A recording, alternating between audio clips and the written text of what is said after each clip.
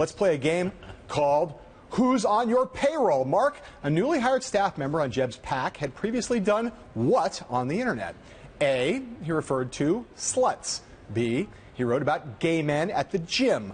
C, he made racially provocative comments about Martin Luther King Jr.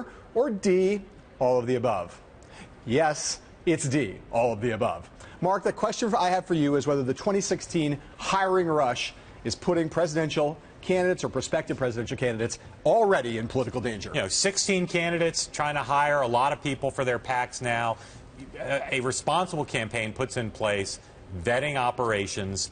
You don't bring somebody on the payroll till you've vetted them carefully. It's expensive and time-consuming. There are people who are saying this is an amateurish move. The problem for a lot of these campaigns, and this is an example, they're trying to hire new people, not just the old people, but new people who haven't been in politics. And new people who haven't been in politics haven't spent their lives worried about what their Twitter feed says. Yes, also, and here's the other thing, right? You think about guys like David Axelrod or James Carville or Mike Murphy, whatever. Those guys, they're all on Twitter now and they do all this stuff, but they don't have a lifetime. But these younger people have been on Twitter, they've been blogging, they've been living their lives in public, and they're younger. So they're more immature, they're less experienced, and their lives are way more public than these strategists ever were before. So vetting them is all the harder. But this new age of technology, it's just going to be really complicated, going to require a lot more scrutiny. We asked the Bush operation, did you know about this stuff in advance? Do these latest things that came out today about Martin Luther King give you pause? They stood by the guy yesterday.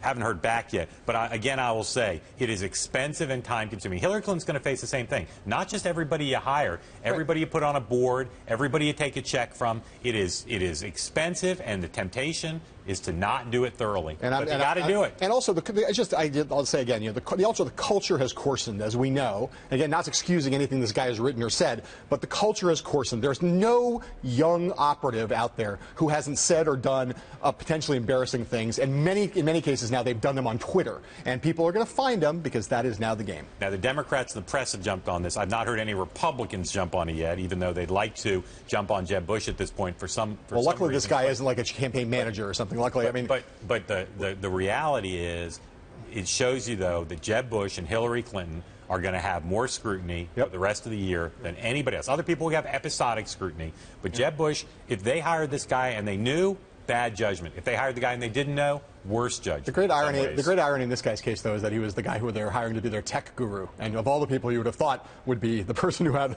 like a little bit of a familiarity with what he put online, you would have thought this guy would be at the top of the list. Apparently not.